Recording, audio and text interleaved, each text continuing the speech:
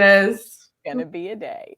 I know it's gonna be a day. Good morning, good morning, good morning. Happy daily drop-in. Holly and I are already joking because I clicked the wrong button, and that's just where we are, people. It's 6 a.m. Central, 7 a.m. Eastern, and Holly and I are so ready to kick off your morning with daily drop-in. Don't forget, guys, every single morning when we're here, throw your hellos, your good mornings, where you're watching from in the comments.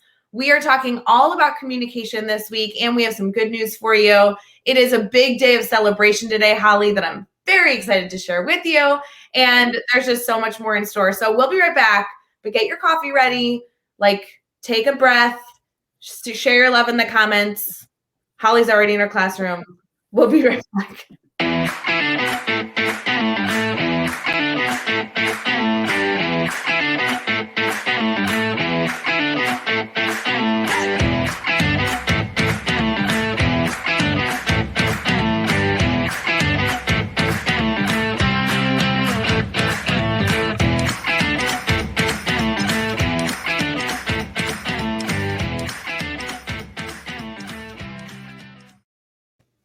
Holly, do you have your cup ready for our? I do. I've got my. There we go. You can see my caffeine mug. What's the coolest coffee cup? Wait, before we cheers, can you tell us about that coffee cup? Yeah, so it's on one side you can see it's modeled to be like a beaker. Yes. And then it's got the molecular formula for caffeine on the other side. So you're a science teacher, right? I think you're such a cool nerd, Holly. I'm so impressed. All right, everybody, cheers. Good morning. We're thrilled that you're here. We already have people in the chat. We can say good morning to Alex. Jeff Gargas is in the house. So good to see you. Holly, I love that you're somebody that seems to be live quite frequently. You've joined Brain Break a bunch, Daily Drop-In. These are all really fun things. You've joined us for our Twitter chat recap that I know before. So I feel like our family probably knows who you are. But before we get too far in, because I always forget this part, will you tell us a little about yourself? What do you do in education? How are you connected to the team? All that stuff. Sure. All the good stuff. All the good stuff. Yeah. So I am Holly Stuart. I teach 8th grade science and design. So I'm in an IB middle school. So I have both of those content areas in my class, which is really awesome because it means we get to learn about science and we get to build things and design things. So we get to be scientists and engineers, which is a lot of fun. This will be my 6th year teaching 8th grade. So I'm very excited about that.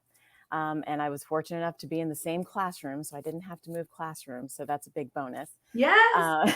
And I have been, I started really connecting with the team with the whole shutdown back in, February. Well, when everything kind of started back February, March of 2020 is when I started joining these daily drop-ins, which was, that was a lot of fun to be able, because that's really where I connected with you guys. And then just this past spring, I became a Teach Better ambassador. So I'm very excited about that role. And Ray, like you said, I just, every time someone's like, do you want to come on live? I'm like, yes, please. Yes, every time. Because you're just such a fun person to talk shop with. Even, I know this is strange, but even before when we were talking, before we went live, you're just such a wonderful educator. You always are solution seeking and focused, but you also can laugh and have fun. And every time I saw this morning on my calendar, I was like, oh my gosh, I'm going live with Holly. I'm not nervous. It's going to be just a ball of fun for the next hour. No big deal. Well, it was funny because I heard you talking about, last week, you're like, okay, and here's who's coming up. And you were talking about this, this educator named Holly Stewart who was going to be on, and she does this, that, and the other thing. And I'm like, wow, I need to get to know this person who has my name because she sounds wonderful. Because clearly she's not talking about me. Oh, you are so stinking cool, Holly. I love it. This is going to be so much fun. And I appreciate sharing your background because it's funny. I think there's a lot of faces in the Teach Better family, depending on how everyone's connected, right? If you pop in our admin mastermind on Tuesdays, if you joined as an ambassador, if you're an active listener in our podcast network, you kind of get to know all these faces and you get to know names, but sometimes we don't put them together, or sometimes you don't ever get to actually see them in real live time, like you are now live on Facebook, YouTube, Twitter, and Twitch. So it's just kind of fun to always make those connections for our networks because everybody interacts virtually and yet we all feel like we get to know each other so well. And I love that about our little family here. It's great. It really is. And that's the thing too, because I know when I first started, I was kind of one of those lurkers, as you say, in the background with the daily drop-ins.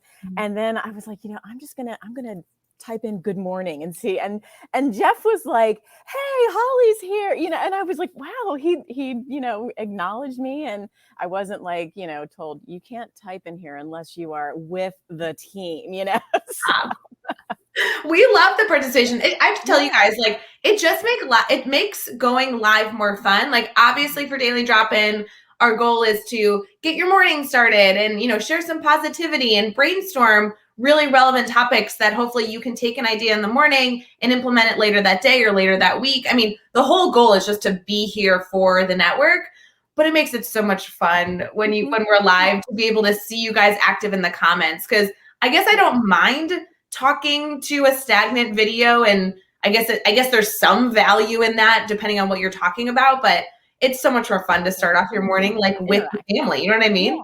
Yeah, absolutely. And Alex, I see your comment there about is it insulated? No, it is not. So it does have a handle here. So I have to be careful and make sure I'm holding it correctly.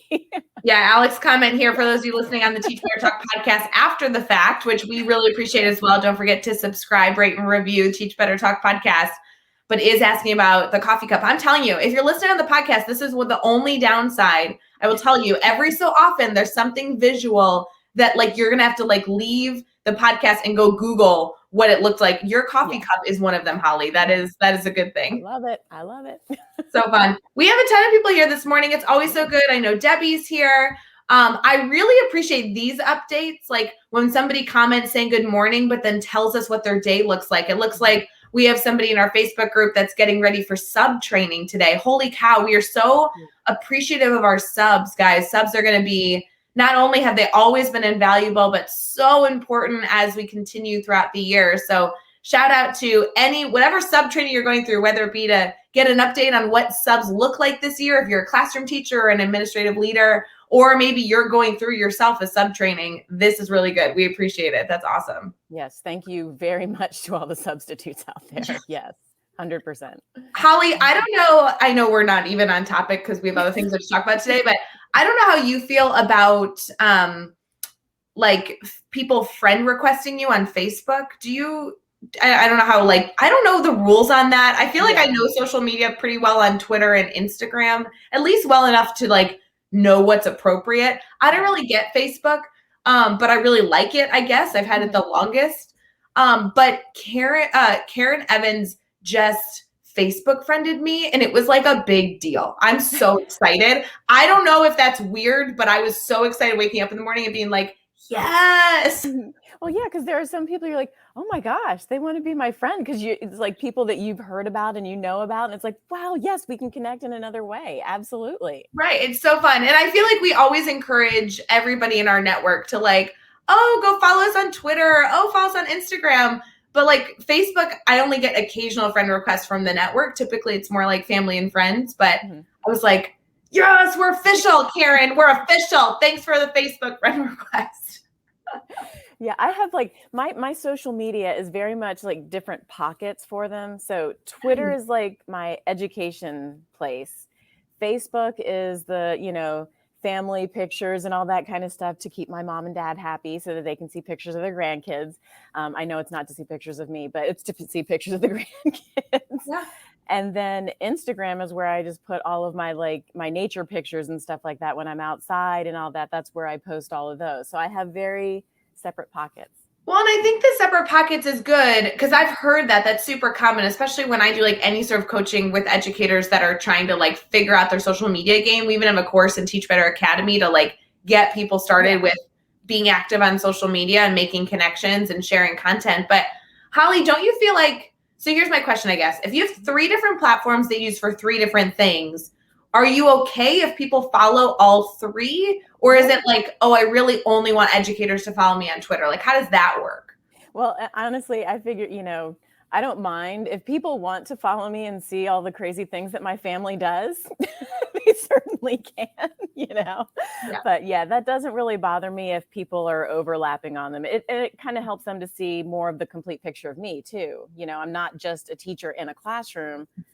I'm someone who has a life outside of the classroom too. So I do kind of like that, Holly. Like it's always fun to connect with educators. I love talking shop, but I think something I really value about the Teach Better family is getting to know educators as more as educators. Like I love seeing pictures of your family and, like nature photos. I think all that, it's kind of helpful in terms of getting to know the person behind the profession, because I really think that teaching is not just a career field, it's a lifestyle, right? Like we're teachers 24/7, but the reality is we all have hobbies, we all have families, we all have, workouts that we like to do, and sharing some of that just lets you in on a little bit more of what their life looks like. I like that stuff. So exactly. Anyway, Karen, thanks for making my day and friend requesting me. That was super cool. Anyone else on here? Let's connect on social media so we can keep our conversation going. Holly, is your handle the same on every social media? Yeah.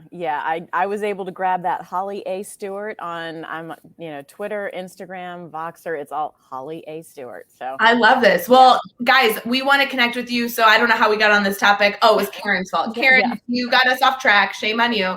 But let's all connect on social media so we can keep it going. I feel like my content is kind of similar.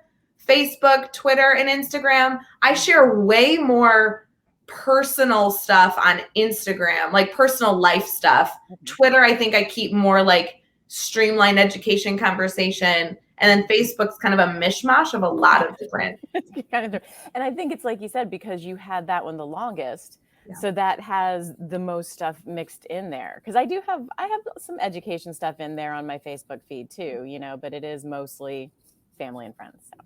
Yeah, everybody, I have a few commenting in that ever kind of use social media different, and that's good. That's okay. That's great. So just interesting. Anyway, Holly, we have a lot to celebrate today. We have some good news. I have a big holiday that we need to acknowledge today that I think everybody should change their plans for. So should we get into our good news segment? Let's go. Let's do it.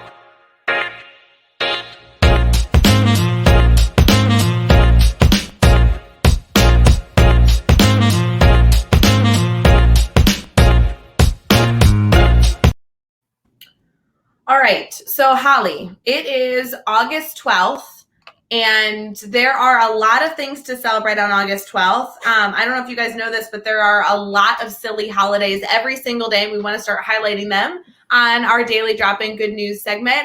And one element is that I was reading through all the different things, all the holidays for today. And while there are a few, that's like national something or like annual something else, I feel like we need to celebrate the fact that today is World Elephant Day.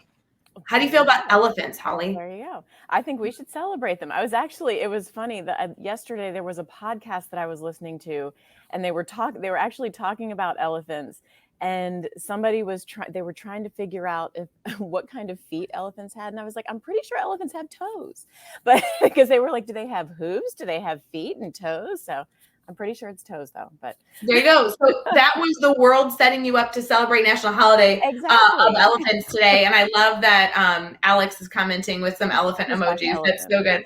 I love elephants. I won't lie to you. I feel like I have on my bucket list I really want to pet an elephant. I don't know how that works. I know that may not ever happen in my lifetime, but I love elephants. I don't know that it's my favorite animal anymore. Like growing up, that was like the go-to. I've kind of widened my perspectives now. I have lots of favorite animals, but I am an elephant lover. I love watching like documentary on elephants. I'm kind of a nerd that way. So I'm good to celebrate any fun holiday that has to do with elephants. I think that's a good one. There we go. Yeah, like those Planet Earth kind of shows and everything that show them actually in the wild and all that. I love that kind of stuff too. Yeah. I love that stuff too. Yeah. Dave Schmidt's in the house. Dave, I know you just popped in here. Can you tell us your opinion on elephants, Dave, in the comments? That would be helpful. We're really eager to know your thoughts on that one. While he comments in the comments, Holly, our good news story today has to do with Legos. Do you use Legos? Tell me more. I love Legos. So like one of the things I do at the beginning of the year is it's called a block challenge. And I, have my students figure out, how to be able to build things with Legos and how to communicate with Legos. And I mean, there's a whole vocabulary associated with them, being able to identify the different pieces, the 1x4 or the 2x3 and all that kind of stuff. So yeah, love Legos. I love Legos. I have to say, there's so many elephant emojis coming in the chat right now from everybody watching. I don't think there's a Lego emoji. I'm so sorry, guys. Good luck trying to figure that one out. Look on your phone while we're talking because I don't know if there's a Lego emoji, but I will tell you, I thought this was interesting because it's talking about how Lego bricks are not necessarily good for the environment. And so they're making a wooden alternative that biodegrades. And so this was kind of a project they took on during the pandemic. They're calling it a pandemic pastime for the company Lego. But now they are looking at actually making it accessible and like sharing it with the public. So it looks just like a Lego block. They actually posted on Instagram just a little bit ago.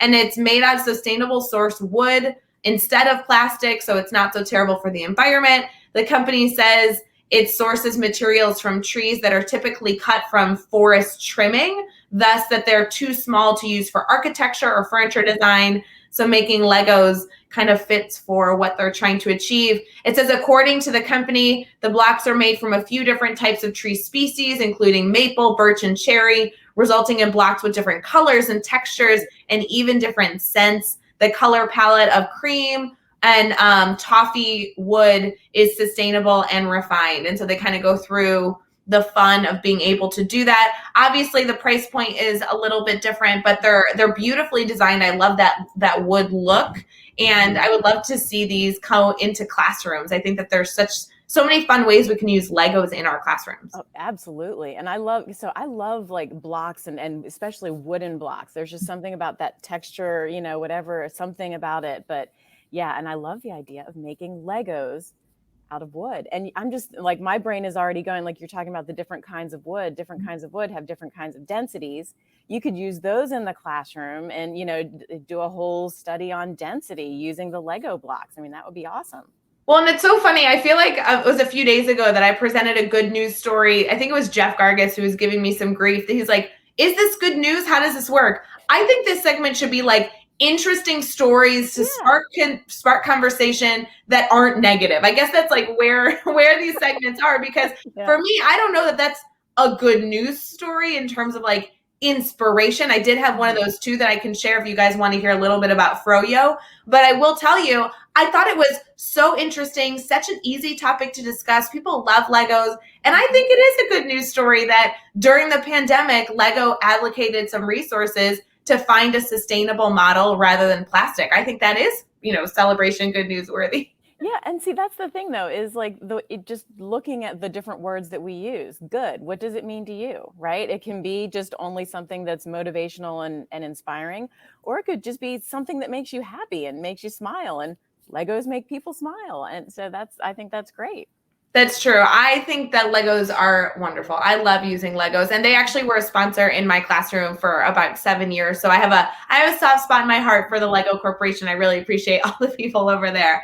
I will say, if that didn't fill your cup in terms of inspiration, this wasn't so much a news story as just a story that was published, but it was recently published in the Sunny Sky magazine.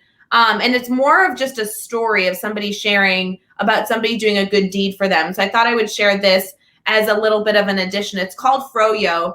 The article says, it's very short, it's only a few paragraphs. It says, I was crying pulling into a parking lot spot after having a really long day. I got myself together and caught a glimpse outside of my door of a teenager and a father walking next to my car while I was crying. I was so embarrassed. I wiped my tears. I took a moment. I went in to go get ice cream. And when I came back from the Froyo spot where I ordered my ice cream, right next to my car was a $10 bill with a note that says, your Froyo's on us. We hope that tomorrow is better in your day. Oh, so that's great. Yes. That's wonderful to know that there are people out there who will do those kind of things and not do it to try and get recognition. I think that's great. Yeah, I really love that element of like not getting recognition, like doing it truly in a selfless manner, truly just for someone else. You see this kind of sometimes in fast food restaurants or at Starbucks, where the person in front pays for the person behind them. And then by the time the person behind them realizes that their meal or beverage was paid for, that car is like gone, right? That they leave already and there's no way to really say thank you. And so then it's this mentality of like, oh, I'll pay for the person behind me then. And it kind of is this beautiful ripple effect. And I always love seeing little pay it forward, little things like that, little pick me ups that, of course, $10 is valuable. We're not encouraging you to give away your hard earned money. We understand that that takes time and you have expenses to pay for, but those little things, whether it be, 50 cents here or $5 here, whatever you can allocate, is such a wonderful way to make someone's day without really doing much. I don't know how to phrase that. Yeah. I use, so in we call it Falcon time, but in our morning, like our home base kind of thing, I play CNN 10. So it's that student news channel just to kind of help my kids see what's going on outside of, the world of, where they are right here in the classroom. And there was one story last year, and I don't know if anybody else had heard it, but it was I'm pretty sure it was at a Chick-fil-A, that it was like one of those things where it went on all day and people just continued. And it was amazing to see that it wasn't just, one person did it and everyone was like, okay, good, great, done. It throughout the whole entire day. I thought that was awesome. Oh my gosh. It's because it's not to be negative, but like someone eventually stops it, right? Like someone eventually says, oh, I got my meal for free. Thanks so much. And moves on. And maybe Eva doesn't think to say, can I pay for, because I don't even know that they prompt you necessarily to pay for the person behind you. So it just kind of naturally ends when those snake trains begin. That is incredible that it could go on all day. That is a lot of generous, forward-thinking people in a row. That is very, very cool. I love that stuff. Yeah. Yeah. I don't know what your days look like in terms of all of our viewers today, this morning for Daily Drop-In, which we do every single morning, Monday through Friday at 7 a.m. Eastern, that we stream on Facebook, YouTube, Twitter, and Twitch. And then also it becomes a episode on Teach Better Talk podcast. But if you could in any way try and do some sort of concept of paying it forward, that would be a really cool challenge to take on. It doesn't need to be something big like buying someone's meal. We understand that that's a huge thing, but gosh, even just leaving a note or, like putting a few extra dollars in a vending machine, like those small little moments of, hey, I just wanted to brighten your day. Sometimes we just forget to do them and then we forget how impactful they can be. And who is the expert at doing that kind of stuff is Livia. Oh, I mean, I can open up my, my phone, whatever, and there'll be a DM from her or a text or something. Just, hey, I was just thinking about you. And it's just like, that is the most amazing skill that she has, to be able to make people feel so special. And it's not a phony kind of thing. She genuinely means it, and I love that about her.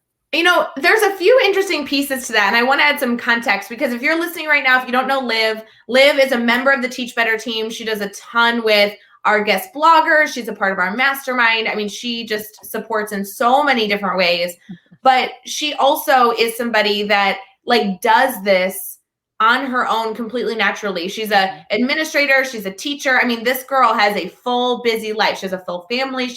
Her parents live in the same area that she lives in. I mean, she has every excuse in the book to be busy. And she's joining us actually for Daily Drop-In next Tuesday, which means she's waking up at 4 a.m. to join us, guys. She is West Coast, okay? But as she comes live, you're going to see it in her next Tuesday. I mean, truly, this woman just believes in trying to share appreciation and love. And I'd love to have her, I don't know if she'd be comfortable on a live video, share her why behind that, but it kind of came at a point in her life where it was kind of a wake up, I need to share my appreciation for people more often. And Holly, I find it so interesting how many people she does that for, right? Oh my gosh, yeah. She does it for me. I know that I get beautiful text messages and messages of appreciation from her that just fill you back up, but then she's doing it to you. And we have people in the comments like Brianna and Karen are like, yeah, me too. And it's like, how does she find the time? I know.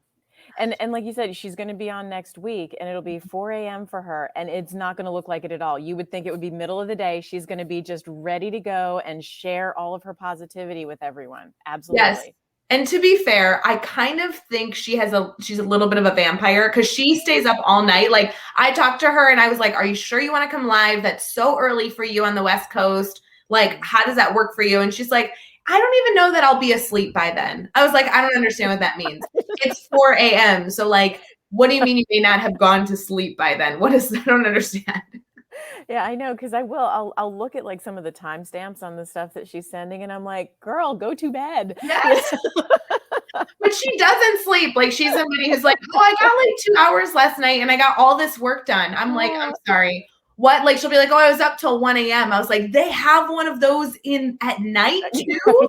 Like, oh my gosh. Well, shout out to Liv. I'm hoping Liv is not live with us right now. It is very early. I hope she's sleeping and loving life. But Liv, if you are here or if you're listening to this after the fact, we love you. We appreciate you. And thank you for doing so much really by just sharing your time with people. Like, there are so many different ways we can share appreciation. And some of our examples earlier was a financial contribution to somebody else. The reality is the message of sharing a personal appreciation with somebody else with a green heart is something that Liv has just conquered the world with. And I so appreciate it, Liv. So thank you for all that you do.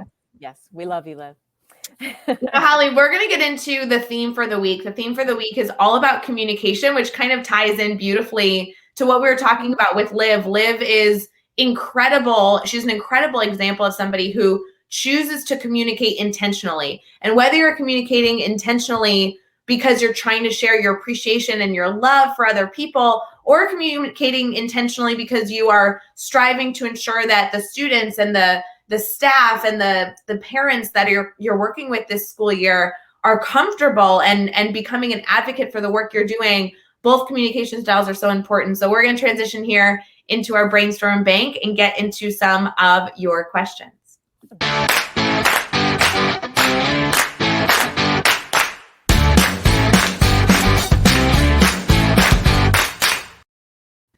All right, really quick, you guys know how this works. This is our brainstorm bank. We set up a time in Daily Drop-In where we intentionally stop and say, hey, can we help you with anything? Obviously, we're here in the comments the entire time that we're live every single morning. You can throw your questions in here, whether it be about the Teach Better team or something that you are currently thinking through in your classroom or your school building. You can head over to teachbetter.com/brainstorm bank if you have a question that pops into your mind when we are not live all together. But if we are live, you can obviously also throw your question in the comments for us, and we do our best to try and monitor the chat, the whole conversation, to get you some support. We may not have all the answers, but we sure can try, I can tell you. So Holly, with the theme being communication, we've shared a bunch of different strategies for how we can communicate, but you are currently like in your classroom this week getting ready as a teacher. Your students come on Monday. What in the world are you doing to communicate for this fall? Yeah, so one of the big things that we are for our team, so in our school, we are on teams. So we've got the 4 content areas together as one team. We have been talking about basically trying to be as simple as possible. And, because I know that there are some people that, okay, our LMS is Canvas and we're going to use Remind. And then we're also going to put stuff out on Twitter. And, it's all over the place. So we are, our district is also 1-to-1. So every student has a device. So we use Canvas. So we are what we do is we create a homework and announcement course in Canvas. We put all the students in it. And parents have observer accounts, which is wonderful.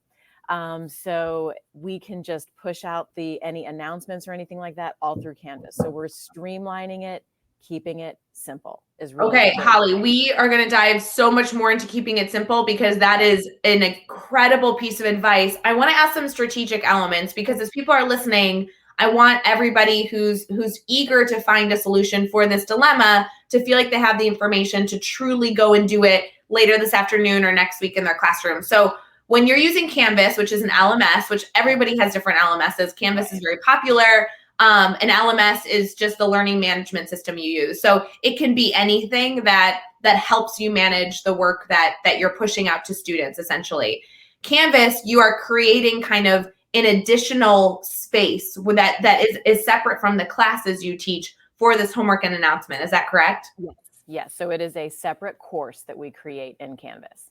Nice. And so with this separate course, you're including homework and you're including announcements in that space? Yes. Awesome. And then who has access to put information in there? How does that work strategically? Because if you're on a team, that means there's like a bunch of different teachers. They might have a bunch of different announcements and homework. So how does that work? So what we do is we divide and conquer, right? So each semester, each quarter rather, one teacher covers that quarter. And what we will do is we will just send an email to that teacher saying, here's what, for today's announcements for my class, or whatever the, school announcements that we might have heard, throughout the day. And so one teacher posts one announcement onto the course per day. And it just keeps, like I said, it keeps it simple. So you don't have, okay, here's an announcement from science, here's an announcement from social studies, here's math, here's that would just be too much. Well, and the equivalent to not doing this is literally posting those announcements in the individual class. So as a parent, they would have to go into science, they'd have to go into social studies, they have to go into math, and all in separate, they would be seeing, okay, what's the homework? Okay, are there any assignments? It's a lot of button clicking. It's a lot of kind of like managing the LMS, which the parents aren't necessarily trained or confident to be able to do. You're creating one space that's one click, and then one post a day or two, depending on how they're doing it, that is like, here is the homework that you need to have your attention and eyes on. Here's the announcements you need to have your attention and eyes on. Once you've read that, you're good to go. Exactly. And it makes life so much easier. And they know, approximately when we're going to be sending these announcements. We try to do it at the end of the school day. So they know that sometime between 4 and 5, they should be getting an announcement from teammate 1. So yeah. Well, and think about, Holly, I actually want to get to Alex's comment because that adds a whole nother element of this. So let's talk about that quickly. But then I have another thought. Alex is asking, does the homework course help make sure students get an appropriate amount of work assigned? That's kind of the beauty of you working on a team, is because you're in that constant collaboration with other counterparts on your team. If you're assigning a lot of homework that day and then social studies assigning a lot of homework, you guys can actually adapt and see the student workload because you're in that collaborative environment. That's a huge positive. Absolutely. And we do, when we meet together as a team, we're like, okay, we've got a test coming up, we're working on a project. So you can be very strategic about how you make your assignments. So it helps a lot. And an element of this that I'm sure is helpful as a parent is that, everybody is so busy between the end of school, between dinner, right? Everybody's racing around to do different things. Homework is started at the kitchen table. There's all these different lifestyles that our families live, regardless of when they're able to see their child and ask them about their day. One of the things that they can do is just pull up this homework and announcements, and that's a great conversation starter. You know exactly what they kind of like started working on or might be topic wise working on in those classes. You're really facilitating good discussions at home too. Yeah, and it's the other nice thing too is on Canvas, when you have for the parents, they can choose how they want to receive announcements. So they can get it as an email. It can come straight to their phone as an email. They don't even have to go into Canvas to see the homework announcement. Yeah, so I think that's something that makes it a lot easier too. They can choose how they want to get the information. And you know what? Not only can they choose how they want to get the information, but it's one step for you that then personalizes for your families. Mm-hmm. And that's really what it comes down to. I was doing a keynote in a school district yesterday to kick off their Institute Day. And one of the things that we kind of touched on was Teachers Deserve It. It's the book that I wrote with Adam.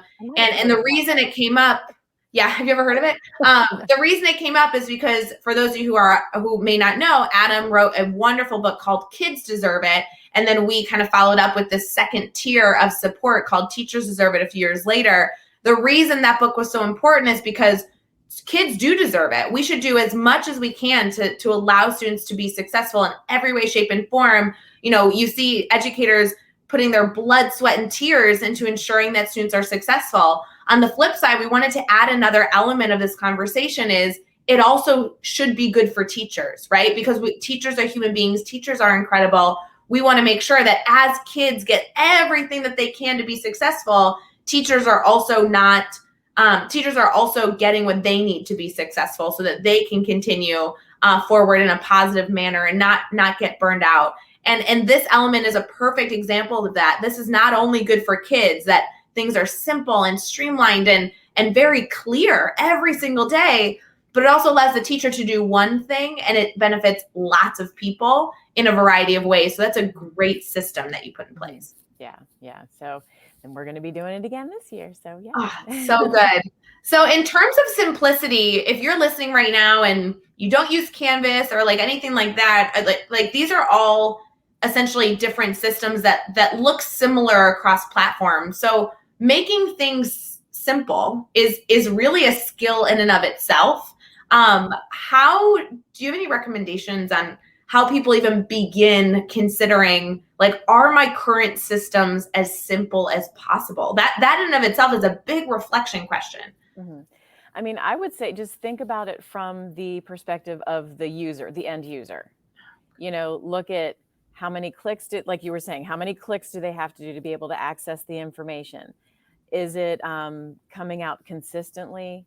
Is it coming out in multiple places? Just kind of look at from the perspective of the people that you're trying to reach, right? What do they need? And then try and think also what information is really essential. Like you're cut the fluff, right? What do you really want your parents to get out of this information? And then think of what is the easiest way to get from point A to point B. I find it funny when we talk about like shoring up systems, because I think that teachers are professionals at like creating strategic systems. Like that literally management is an enormous element of teaching that I feel like isn't even discussed at the magnitude that it should be, because we are truly managers of tiny humans on a day-to-day basis. And that's an enormous skill. And this concept of like seeing the end result and working your way backwards is something that we do with standards. It's something we can easily do with communication. It's almost like you have to consider that the end user is going to be at their max capacity. They're already going to assume that they're already overwhelmed, assume that they've had a long day, assume that they're just trying to do their stinking best. And so as you're considering what communication they can be receptive to at that stage, work your way backwards and say, what is the essentials that they need and how can I get it to them in the most stress-free environment as possible, assuming that they are already at capacity, but trying to give their best to the people around them, Yeah. And I also, I have the perspective of being a teacher and a mom. Mm-hmm. So I would look at the information that I was getting, from my kids from the schools and think, okay, how could I make this better? Yeah. And that's what I tried to implement into my practice. Well, it's funny because, that you just added a whole other layer of that, choosing to communicate from teacher to stakeholder is a lane in and of itself, but communication goes to a variety of places. So looking at your simplified communication, teacher to student teacher, or leadership to staff. I mean, you can add this simplicity lens, this perspective, regardless to the type of who your audience might be, to any conversation. I know that my administrator that I recently worked with was a master at ensuring that there was almost no communication throughout the week, and there was only communication at the end of the week from leadership to staff. And that was kind of a filter of simplicity that he went through, saying, if I send an email Monday and Wednesday and Thursday, then a lot can be misconstrued, a lot can be lost in the dialogue. If I wait to the end of the week and I provide some consistency, which is what you alluded to earlier, then there's some expectation and I can put everything in one location for people. Mm-hmm. Yeah, and that is one thing that our school does, is there is a newsletter that comes out, and I'm not sure if they're going to be using the same time frame this year, but last year there was a newsletter that we knew, and again, as a parent, I knew I was going to get the parent version, and then I knew that I was going to get the staff version, on certain days, and I knew to expect them. So that way you're not sitting there, like you said, like checking your email. Why haven't I heard anything? Why haven't I? Because, the newsletter is coming on this day, So Holly, do you mind if I add another layer to this? I'd love to get your thoughts. We're talking about simplicity And we talked about essentially streamlining where communication's going. And in an example that you gave a few minutes ago earlier in our discussion, you were kind of talking about putting things on one place here, and then it's over on Twitter where you're sharing something else, and then you share something else on Facebook. Is there ever a time and place where you'll have all those outlets, or should it be just one streamlined communication element? I don't know. I think that it's one of those, that's a tricky one because people do have their go-tos. There are some people who Twitter is their thing. There are others who, I only look at my Facebook feed. So there are a variety, but I think that the way that we have things now, it's kind of one of those, and I don't know, I'm not the software tech person or whatever, but it seems like anymore you can kind of set it up so that you can push things out to go to the different venues and people can pick and choose where they want to get the information. We're just keeping, as far as our communication with our team, though, we're just figuring the kids are already in Canvas courses. So that's why we're going to keep it that way. But as far as like the school information that's being pushed out to the parents in the community, push it out to all of them. And that way people can get what they want. Well, and I think that you're adding like kind of that layer that I was looking for is it really depends on what your goal is, right? If you are trying to collaborate on a team of other educators that have different classrooms, having one spot to gain that information is a beautiful, simplistic model. Whereas if your goal is to communicate to the widest audience possible, you might want to meet them where they're at. And so finding a program, which I think is an essential element that you noted, finding a program that will do that automatically for you. Like, for example, like Buffer. There's a ton of them out there, but Buffer, for example, you log into, you link all your social media accounts, you click one button, it goes to all social media. So you're not spending time as a district leader posting on Facebook, opening up a new tab, posting on Instagram, opening up a new tab, posting on Twitter. That just becomes so tedious. You'll miss something. So again, finding those simplistic forms of communication is big. Another element, though, to add to that is also setting the expectation of what the communication is that they're getting. So for example, something I really love about the homework course that you set up with your team is that they know exactly what they're going to get when they log in. They're getting an update on homework, and they're getting basic announcements that they need to know. But you guys also might choose to have like a team Instagram account. Well, they're not going to be getting announcements on homework on the team Instagram, but they might see smiling faces. They might see cool activities. And so that actually is two separate outlets of communication, but the goals of that communication are different, right? Yeah. Looking at what is your purpose? Why are you sending it out? Yeah. Very cool. What is your purpose? Why are you setting it out? Considering your audience. I love that. I feel like every year I found like a new way to tweak my communication. Like, can you reflect back to maybe like your first or second year in the classroom, what your communication style was like versus now? Has there been an evolution, I guess is my question. Yeah, there's definitely been an evolution in it. It went from when I first started, it was one person did it the whole entire time. And then, everyone was kind of scrambling because that wasn't on our minds all the time, because it was always one person doing it. And then when we decided, okay, and teams have changed, team members change and everything as teachers come and go. And then it was like, okay, we need to make this a little bit more equitable. We have 4 quarters, 4 teachers. What should we do? Yeah. So we, divide it up so that everybody has a stake in it, so that we all understand the importance of getting the information to that person in a timely manner, so that the information can go out at the right time, at that consistent time every day. Another thing that I do, and because I'm very much into color coding. I love color coding things. Kids come into my classroom and they're like, Mrs. Stuart, you really like a lot of color, don't you? I'm like, yeah, I do. But I, color code the classes. So that way it's really easy. Parents know if it's red, it's social studies. If it's green, it's science, and moving on. So they can kind of see that right there and go right to the one that they need to make it a lot simpler.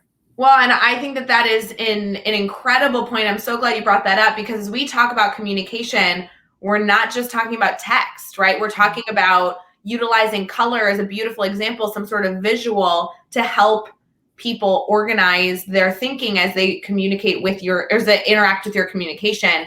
Color is a huge success, a huge element that we can utilize in our communication with parents, to students, to staff. That helps a ton. Is there any thought process with that, Holly? Like, how far do you take that? Is then every single thing related to whatever class was red, is everything red then forever? How do you do that?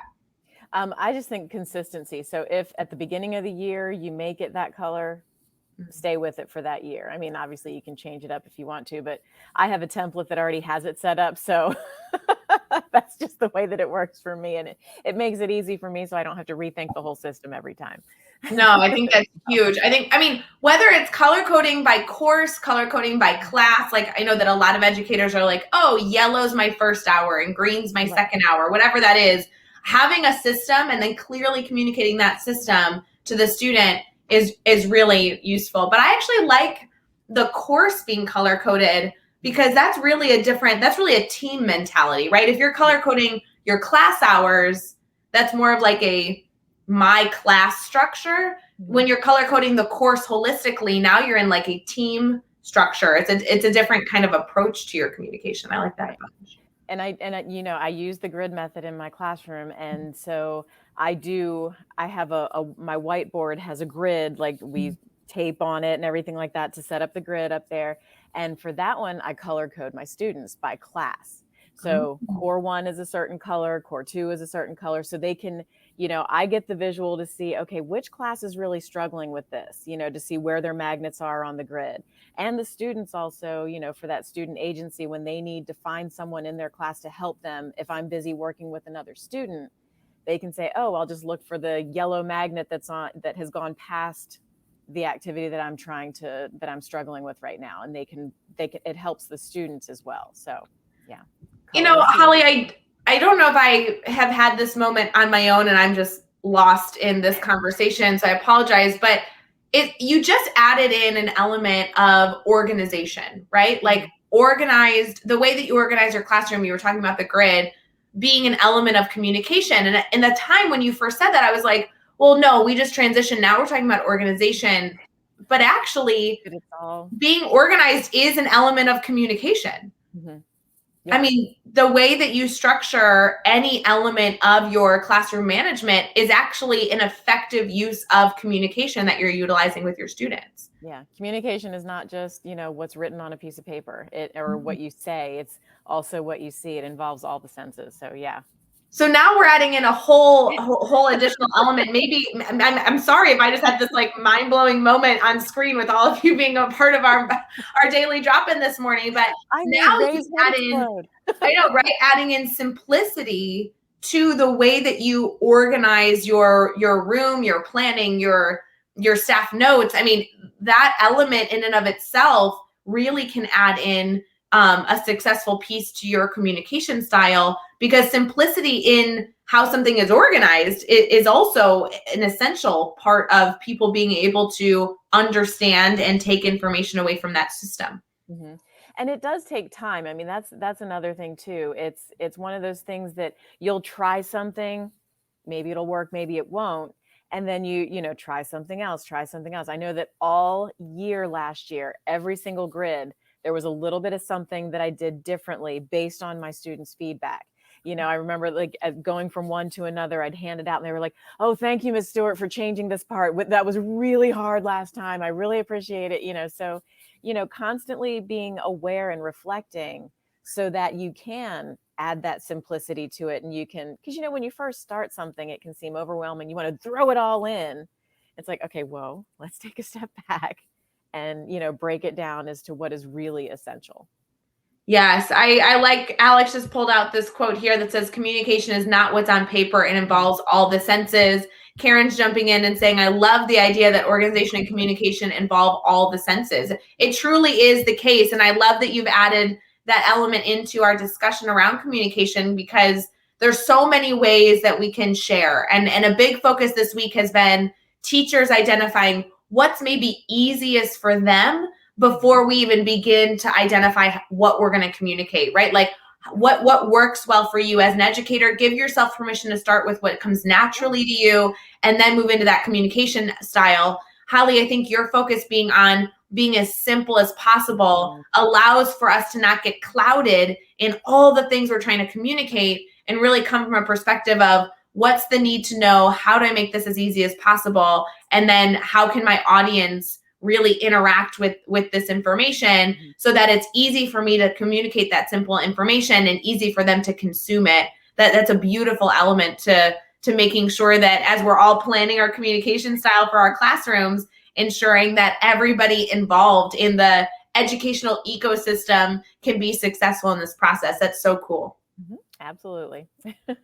You know, Holly, our daily drop-in is Thursday today, right? August 12th. And we are slowly moving into then nearing the end of our week. We have Dr. Neil Gupta joining us tomorrow. Neil is a part of the Speakers Network, and he's been a part of the Teach Better family forever. I feel like he's my go-to, you know, like wonderful guy to brainstorm with me on any topic that is coming my way. He's an administrator in Ohio. If you're not connected to Neil, holy cow, you're in for a treat tomorrow.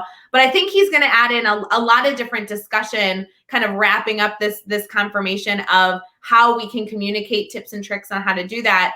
Next week, we are focusing on a different topic. And I really like these themes for the daily drop-in because it allows people to kind of share. So outside of kind of what we've discussed already, what's on your mind in terms of discussions that are like in a teacher's brain as we're getting set up for the year? Anything come to mind? Sorry, I'm in my classroom. Yeah, getting announcements. This is good. That's life, Holly. That's life. They were actually just making an announcement that they're doing breakfast for us. So. Oh, fun. Wait, what's for breakfast? We all want to come have breakfast. I didn't get to hear what they were saying. Bummer. The whole day is ruined. It's Holly all doesn't good. know what's for breakfast. Terrible, terrible. But at least I have my coffee, so it's okay. Yes, exactly. I'm sorry. Can you ask your question again? Absolutely. I was just thinking if anybody here wants to throw their ideas in the comments, or if Holly, if you have anything that you want to share of different themes that people are thinking through right now that might be helpful for us to include on Daily Drop-In. We've discussed kind of implementing a new idea. We're talking about communication. What other things do you think are on teachers' minds as the start of the year comes about?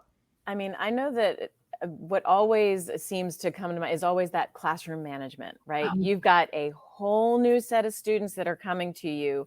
You know, you've already had that year with those students from last year. You've built those relationships, but just that whole, how do I get that back again? And how can I make it, you know, how can I continue to improve with that? So, and I'll go back to the relationships. That is the biggest thing that you can do at the beginning of the year. But I think that that's usually what's a major thing on teachers' minds is that whole classroom management part. Oh, I feel like you just affirmed all of the things in my brain. That was so helpful, Holly, because truly focusing on communication, we've kind of touched on some of that management strategy, which I really love. Obviously, if any of you are listening right now or listening to this after the fact and you want to throw questions at us to help with any classroom management element that you're thinking through, let us know. But an element of communication, simplicity, organization that came up today, hopefully that gets you thinking about your management strategies. And then next week, it's like you knew, we're talking about relationships. We're talking about staff, students, and parents. Oh my, next week. So it will be so fun. We're kicking off next week with Dave and Katie Miglin, which will be so much fun. I know that Liv is joining us on Tuesday, and we just have a full week ahead of really good people. Hold on, hold the phone. I just checked. And Wednesday, Hunter Flesh is joining us. I think that's only funny, maybe only in my head, because my recommendation for next week, which I'm totally like going to ruin right now, was going to be Hunter's podcast. Now I totally can't recommend that because he's going to be the guest. That's funny. Anyway, so yes, we have some really fun people joining us next week to talk about relationships. So that will be a good discussion topic as we continue forward. Holly, if people want to stay connected, I know we talked about social media earlier. Is there a place that you can recommend that they go connect with you? Twitter is really my educational space for being connected to other educators and teachers. So, and I'm Holly A. Stuart. Now, please notice that it's Stuart. So it's not the EW. So yeah, but it's Holly A. Stuart, keeping it simple. So love it. So good. Holly, thanks for joining our daily drop-in. It's so much fun to kick off our morning with everybody and obviously talk shop with you. You're always so wonderful. So I hope you have an incredible start to your year. You said you have students on Monday, right? Yes, students are coming in on Monday, ready to We're go. ready. Oh, it's so fun. For everyone else, we hope that you have a wonderful rest of your day. Have your last sip of coffee. We appreciate you. Make sure you brush your teeth before you head out of the house. And if you need anything, we're here to help. So please reach out to Holly or anyone else a part of the Teach Better family. We're always here to brainstorm and like make some connections for you no matter what you need. So thank you for all that you do. We appreciate you. We love you. And we'll see you again tomorrow bright and early because we are live for Daily Drop-In every single morning, Monday through Friday at 7 a.m. Eastern. All right, guys. See you later. Bye.